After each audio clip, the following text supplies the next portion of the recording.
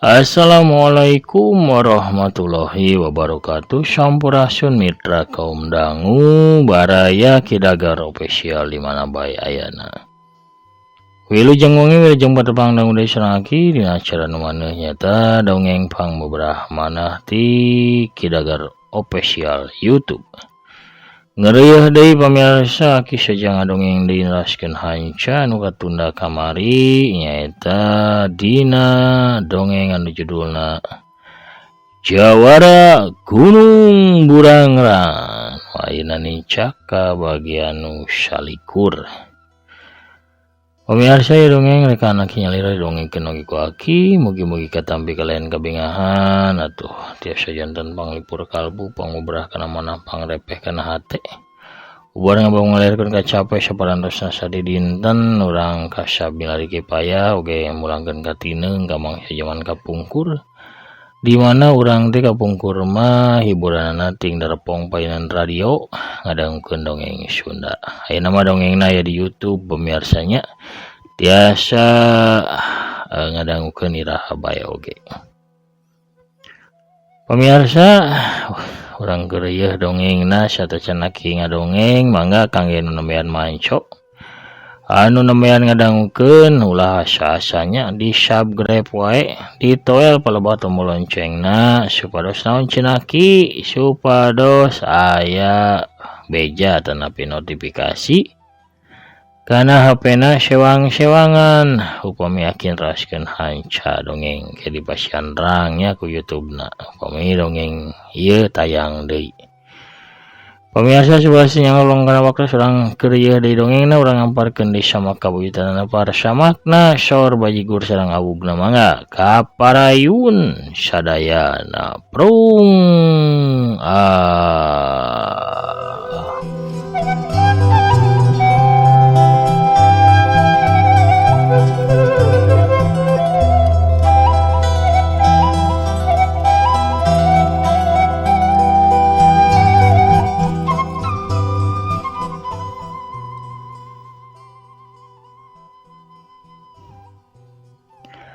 Rohiman anu ngajajapang taya-daya diragap dadana ku Ki Yudi kadasa masih keketegan keneh sanajan geus lalaunan pisan. Dek, alirkeun nanaga jero ilaing dek kana dua dampa syukunakeun. Kuring nu kana dadana supaya henteu ieu ngap teuing kana amakanana euy. Kadua sobat teh silih bantuan satekah pola ngubaran Rohiman ucan keneh heling. Baju Ki Ade jeung Ki Yudi geus cuh ku Kesang tarangna oge renung ku Kesang nanakeun manehna sakuat tenaga ngadorong pangaruh angin bayu bajra anu sumarambah dina awak Rohiman. Menang kana sajamna kakarak Rohiman batuk, jegroh-jegroh tuluy cengkat. Kesang nyorolok tina sakabeh pori-pori awakna dibarengan jeung kaluarna hawa angin panas bayu bajra. Ret Rohiman ngaret ka Ki Ade jeung Ki Yudi anu masih nempelkeun dua leungeunna kana awak Rohiman. Nah kuring kalah pada nulungan. Cek Rohiman sorana masih halon. Ulah karoba carita jangkeun cicing heula. Ki Ade ngahuit sangkan Rohiman jempe ulah micenan tanaga teu puguh. Beuki lila ku Rohiman karasana awakna teh beuki seger, beuki aya tanaga. Manehna ayeuna mah sila bari ngatur napasna. Tah ieu kayemnya tuluy teueuy, ieu kembang teh ieu ubar ieu teh. Ki Ade ngasongkeun kembang mawar bodas. Sangaja meke meunang ngalaan ti sisi situ deket saung Nini Uti. Da Ki Ade mah apal yen eta kembang teh gede hasiatna pikeun ngubaran nu tatu di jero. Kitu so teh manehna kungsi ngalaman ku sorangan cager ku eta kembang basa ditulungan ku Nini Uti teh. Kembang mawar bodas ditereuy ku Rohiman teu lila hasil pipis kaluar tina embun-embunanna sirahna nu lieur jeung tetenjuan anu ranyai kararoneng teh ayeuna mah geus leungit. Henteu karasa deui. Atur nuhun pisan Pak, upami teu ditulungan ku Bapak panggil dan abdi teh bawa kumaha. Rohiman ngomongna bari ngalima. Geuning nu disangka musuh teh sakitu bageurna daek ngubaran sagala rupa. Ulah ka Bapa hungkul tu kasih rahmat tu manehna nu nitah kami dua nulungan hidup. Jawab Ki Ade bari nunjuk ka rahmat anu datang nyampeurkeun solongkrong atuh Rohiman nyolongkrong. Leungeun gatuhuna ngasong ka rahmat bari pok teh. Hapunten abdi Kang, aduh. Atur nuhun pisan tos kersa ngubaran ka abdi. Gap rahmat narima leungeun Rohiman. Sami-sami Ki Adi ge rahmat diuki gireun Ki Ade.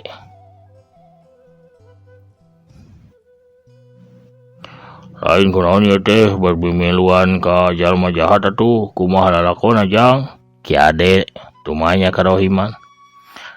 Kieu Pak carita nama barabat bae atuh Rohiman ngadongengkeun ka sang tukangna manehna bisa babarengan jeung komplotan Mbah Jaladri teu poho manehna ge nyaritakeun ngeunaan bapana jeung mawar bodas.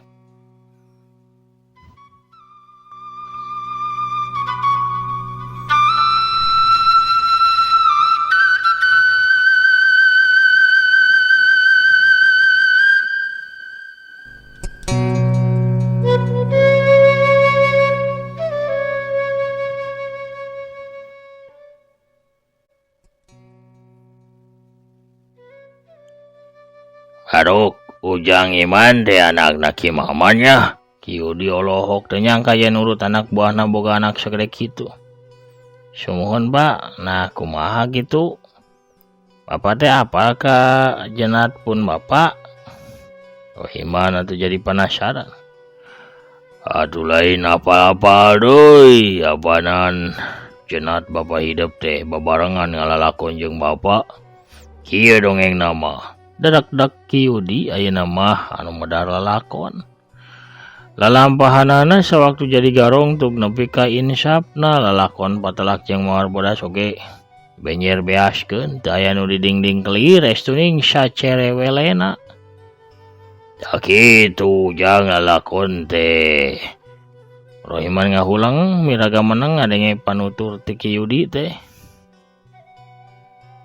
Aduh, pami kaya kitu mah pun Bapak teh lepat atunya. Karunya teh acan kabujang babalik pikir. Sapertos Payudi sareng Pade. Rohiman ngalimbah sagruk ceurik sadih meureunnan ku nasib bapana nu maot bari aya dina jalan kagorengan. Geus. Ulah dipake sadih da eta mah geus jadi titis tulis papasten ti Gusti Nu Maha Suci. Ayeuna mah nu penting hidup ramon ngiriman doa ka Bapa hidup bari lalakon ieu teh dijieun pieuteungeun. Heunteung pikeun urang ka hareupna. Ki Udi ngupahan kanu keur sedih kin-kin bari manehna oge ngalimbah inget kana lalakon baheula. Da Ki Adi ayeuna mah kumaha? Rek nuluykeun lalampahan ka mana? Rahmat ayeuna mah nu muka pananya ka Rohiman. Bade ka Dharmaraja sigana mah Kang da gaduh keneh emang dipalih ditu. Palon Rohiman. Keke Dharmaraja Sumedang man. Sumuhun Kang Dharmaraja Sumedang. Ngadenge Sumedang disebut teh Rahmat jadi inget ka Nyi Tarsi. Manehna asa boga dosa ka Nyi Tarsi sabab pernah mere harepan barang dipeunggaskeun sapisan. Tada teuing nyeri hatena Nyi Tarsi teh. Agrantos tapi kadinya jorojoy we. Aya niat ngawanohkeun Rohiman ka Nyi Tarsi supaya teu masih teuing ka manehna. Da puguh hatena mah teu bisa pikeun dibohongan. Berat ka mawar bodas teu bisa dibang balerkeun. Kumaha mun bareng we jeung Akang nya? Da Akang ge rek neang dulu dipanggeleran ieu teh. Ceuk Rahmat Manidaria. Atuh sumangga abdi mah malah rasa supaya rencangna di jalan. Walon Rohiman. Oh ini yang dulu dan yang bujur Yud. Ki Ade ngadalekan ka Ki Udi. Hehe. Neang nu haneut-haneut meureun de Ki Udi mairan. nya Cikopi bandrek bajigur nu hanet-hanet mah walon Rahmat bari jeung manyun. Yud, ini tuan balik duaan ya masih gana. Ki ade nyerengeh bari nepak ka Kiudi. Keun wae dek kudu ngamalum kanu ngadora mah. Da urang ge kungsi ngalaman lin. Ceuk Kiudi bari nguniang hudang. Atuh geus kitu mah rombongan jadi kabagi dua. Ki ade jeung Kiudi mah kebat ka Batu Jajar. Ari Rohiman jeung Rahmat muru ka Sukamana. Rek megat wahon di jalan hideung.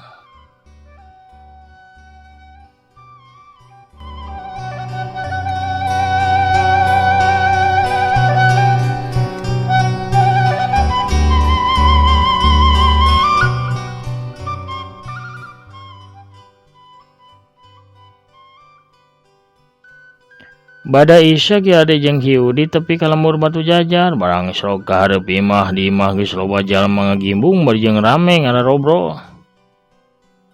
Aya naon ieu teh mani rame kieu? Ki ade tumanya kanu ngarariu. Yah, geuning jang ade sumping. Pak RT jeung tua kampung meh bareng ngajawabna. Suruntul kebruk di jero imah.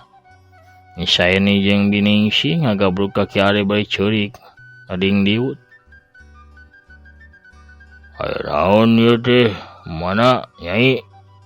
Coba terangkeun ka Bapa supaya puguh ye jeung di ka mana ari Yaya.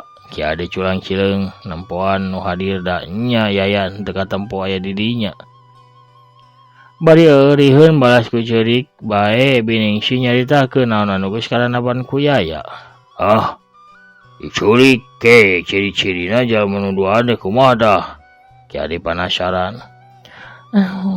Hiji mah jangkung badak masih ngora bukna panjang, gondrong dibeungkeut kulit maung.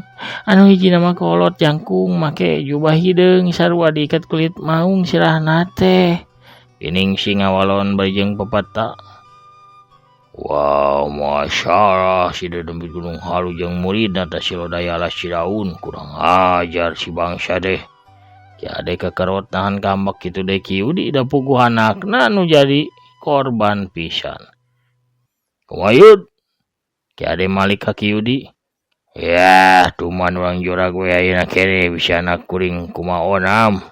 Tembak Kiudi bari ngakilirkeun perah bedogna. Oh, aduh hayo cek Kiudi, cek Ki Ade satuju. Sanggeus nitip ning Saeni jeung Biningsi ka Pak RT jeung dua kampung kancling bae duanana init deui ti imah maksudna mereka jorag ka Ki Mastani jeung muridna ka Gunung Halu pikeun nyalametkeun Yaya anu ditawan ku Ki Mastani.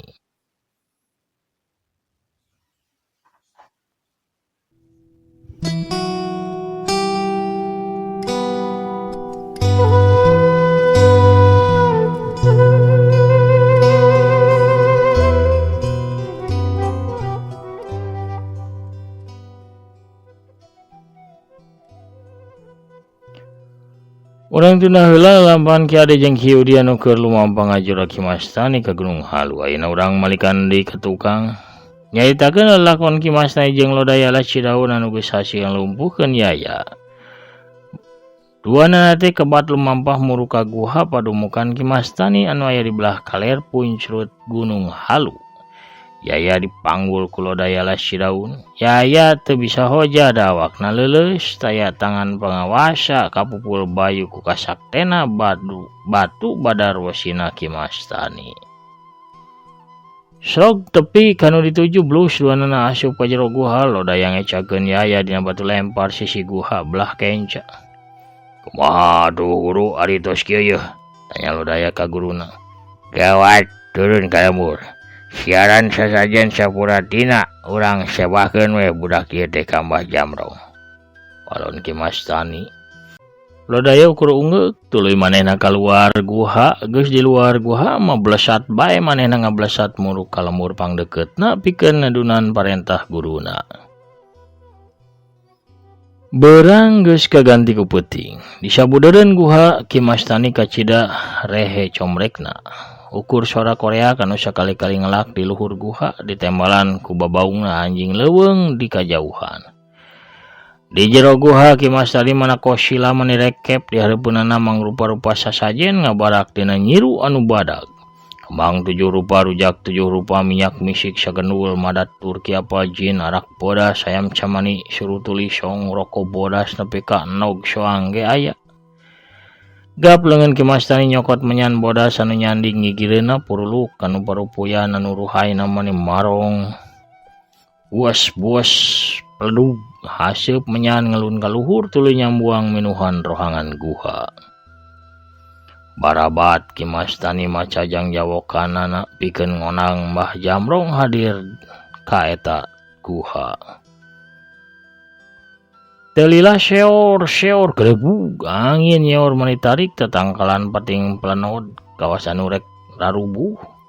Paralak sora anu ngawurkeun keusik rieg guha ingeung ngarieg kawas aya lini geblik sora lengkah suku jalma tinggal reblik. Geus kitu ari cakakak teh aya sora anu seuri nya kakak lamat naker pladug haseup ipis muih hareupeun Ki Mas tani. Janggelek mangrupa ciri Mbah Jamrong anu batak sawan budak kolot. Panona moncorong berembuk panjang naririaban kitu deui janggotna anu tepi kabujal. Sihungna ayeuna mah sidik rangeteng bari aya nu ngecelakan beureum dina tungtung sihungna teh.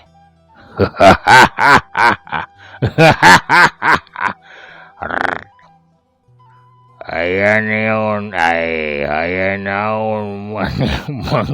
manggil kaula deui Mas tani.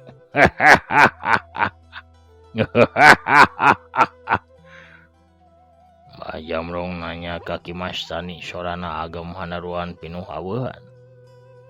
Atuh nuhun Jungjunan tos sadongkap nadunan pangangkir di Sim Abdi. Sim Abdi sejang ngaturkeun nuhun kumari parantos mapadinan ajimat badar wesi. Di Sim Abdi tos tiasa ngalumpuhkeun salah sawias musuh. Ayeuna di Sim Abdi sejam mulang tarima. Cedok Ki Mas tani nyembah manirangku.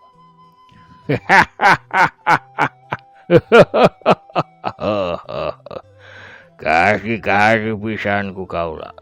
Jarek mere naon atuh maneh teh Mas tani? Mbah Jamrong nanya deui ka Ki Mas tani.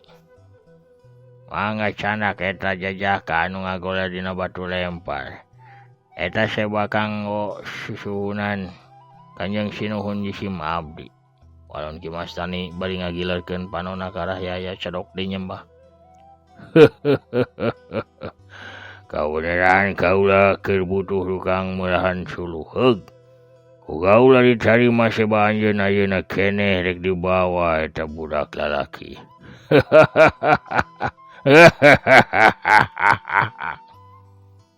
Mbah Jamrong ngarahkeun ramona kana arah Yaya. Siap. Awak Yaya geus aya dina panggulan Mbah Jamrong. Geus kitu mah pas bae. Duanana ngaleungit jirimna ukur nyasakeun haseup pipis hareupeun parupuyan. Ya beres hiji kali nungguan watuna daratang sewa nyawa ka dieu. Ki Mas tani seuri bungah kabayang ku manehna sakedeung deui dendamna bakal kalaksana. Yang guru eta bakal kakayam sareng tumpangna kanggo abdi we nya. Lodaya rupana bae geus lapar ka cida sawetika marican manggih sangu. Sia mah rek kumaha jago atuh ari teh kuat nahan lapar mah. Heunya heug wae ngan moal ngeunah rasana ge da sari-sarina mah geus diseuseup ku Mbah Jamrong. Tembal Ki Mas tani. Asa wios tos biasa abdi mah. Cek lodaya kituna teh bari kadawak bae ngahuapkeun bakakak kana bahamna. Ayeuna urang nyaritakeun di hiji nagara siluman anu pernah nama di Gunung Halu keneh mung bae kahalangan ku lalangse gaib. Ari nagara siluman eta teh ngaranna nagara Giri Kancana di ratuan atawa di rajaan ku Prabu Salakadenda. Dipatihan ku Arya Wisanggeni. Kanjeng Raja nuju linggih di Korsi Gilang Kancana di payunana Arya Wisanggeni nuju mancong ngantos timelan raja. Cedok Arya Wisanggeni nyembah ka rajana terus nama pok cumarita. Aturkeun semua sinareng baktos isi mabdi pun Arya Wisang genikang Kanjeng Prabu. Isi mabdi siap ngalaksanakeun naon bae timbalan Kanjeng Prabu. Cadaok. Arya Wisang geni teh sumembah deui ka Prabu Salakadana.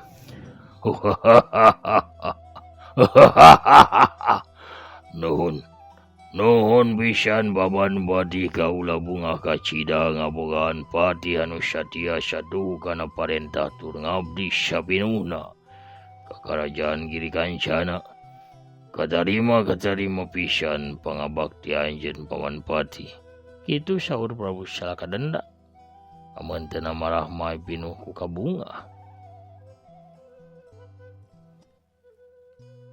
Nah, ya pikir saya naon wirena si mabdi diangkir sanes wanci dionang sanes bangsa ka karaton teh Gusti Prabu.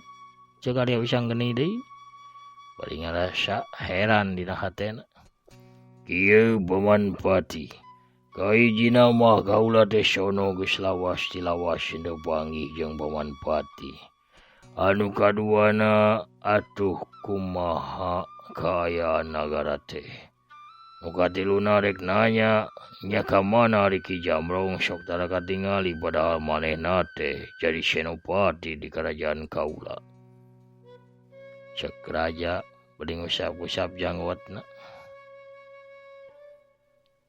Atur nuhun Kanjeng Prabu. Perkawis nagara mah teu aya naon-naon. Sadayana aman tentrem teu aya bancang pakeuh.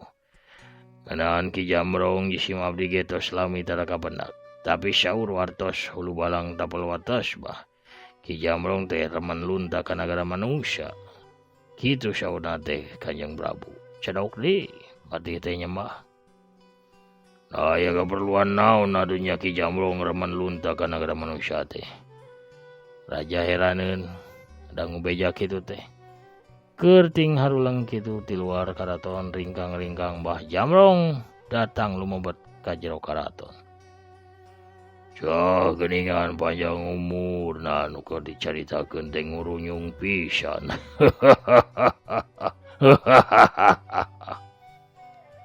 Raja ngerasa bungah nepok kedatangan Ki Jamrong ka karaton. Cedok Mbah Jamrong nyembah tu inapok cumarita. Atur nuhun sembah pangabaktos si mabdi kangge kaula nun dampal sampean salira pangarsa Prabu.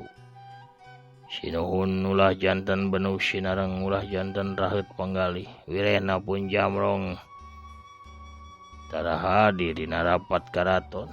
Jamrong sasadu bari tetep manco nyembah ka Prabu Salakadana.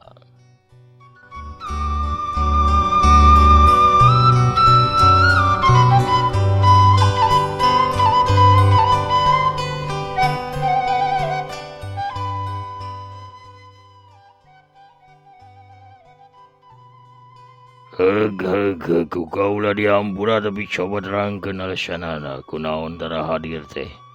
Bari jeung ayana beja cenah Ki Jamrong remen lunta ka nagara manusia bener eta beja teh. Raja alektek ka Ki Jamrong. Ki Jamrong cengkat. Sawohon rumaos lapat si mabdi teh. Wong ieu teh salah sawios cara bikin abdi nyumpanan tugas nyaeta ngumpulkeun saseueur-seueurna balad atanapi budak ti bangsa manusia. Kitu kaula nun Gusti Prabu. Oh, nya kumaha sila ti alam manusia teh Ki Jamrong. Ayeuna teh si mabdi teh sasia ngampalkeun atawa melokkeun bangsa manusia. Belok nyembah ti Gustina jantan nyembah ka bangsa urang Gusti Prabu. Aya nu minta jodoh, aya nu nyuhunkeun kakayaan, aya nu amardih kapangkatan, aya nu oge nyuhunkeun kadijayaan. Aya nu hoyong dagangna maju, aya nu hayang sawahna mujaki, aya nu menter oge menter mardih nomor kode buntut. Seueur pokona mah Gusti rupa-rupa. Aya nu hayang menang lotre oge aya eta teh. Teu kaetang pokona mah. Ku abdi eta pangikut atanapi anu nyaruhunkeun teh sadayana ge dicumpodan kahayangna teh.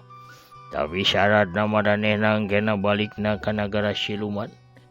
Jadi abdi rahayat negara urang kitu kaulanon Gusti Prabu. Ki Jamrong rangkeun panjang lebar. Kaula bunga ngadengena memang kudu kitu. Ngan kemah mun rek init-initan bebeja heula. Kasaha we tama bebeja nama. Rek ka kaula heuga tawa ka Paman Pati. Supaya kaula andelengiteun. Maha Prabu salaka denda. Ujug sewang Kanjeng Prabu. Isi mabdi nyuhunkeun widi. Saja amit mungkur heula. Kumari itu nyanak seba bangsa manusia. Pada didamalkeun tukang melahan suluh di pawan karaton Gusti. Cedaok deui Mah Jamrong nyembah karajana. Heug atuh. Sing loba saloba-lobana mau bangsa manusia ka dieu nya. Lumayan keur purah gagawe kasar.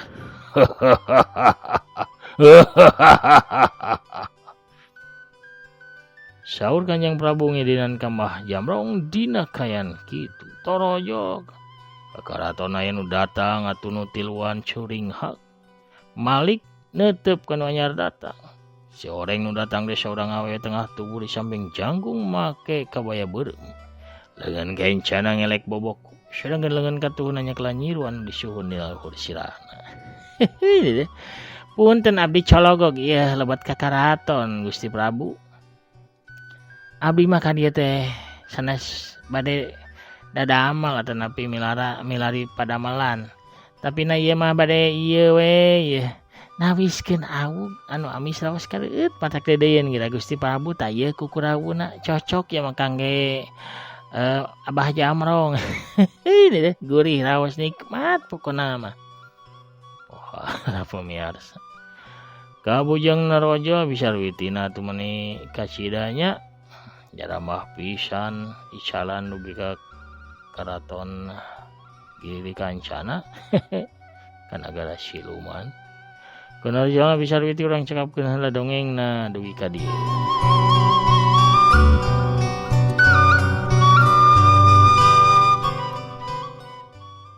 Pangiarsa sadayana lampahan maor beras lakon Jawa Gunung Burangrang bagian kasalikur ada tapi kadua hiji cagurang teuneun heula di handelem sieum gesan sampeureun. Urang simpen heulanya urang teuneun heula di handelem sieum urang tuna di hanjuang siang gesan alaeun urang sampeur deui ke di bagian anu salajengna. Hatur nuhun ka sadayana pamirsa di mana bayaenan parantos satia manco satia ngadamkeun. Satia ngarojong kana padaran-padaran dongeng aki hatur nuhun pamirsa sadayana. Salam ka sadayana para mancowor salam dunya di mana bayana mugi sadayana aya dina kasehatannya dipaparinan kasehatan lahir sinang batina dijembarkeun manahna diampilkeun rezekina dilancarkeun sagala urusanana oge ditebihkeun tina sagala rupi mara bahaya amin amin ya rabbal alamin. Pemirsa panginten sakitu heula nu kapihatur hakina amit pungkur heula assalamualaikum warahmatullahi wabarakatuh.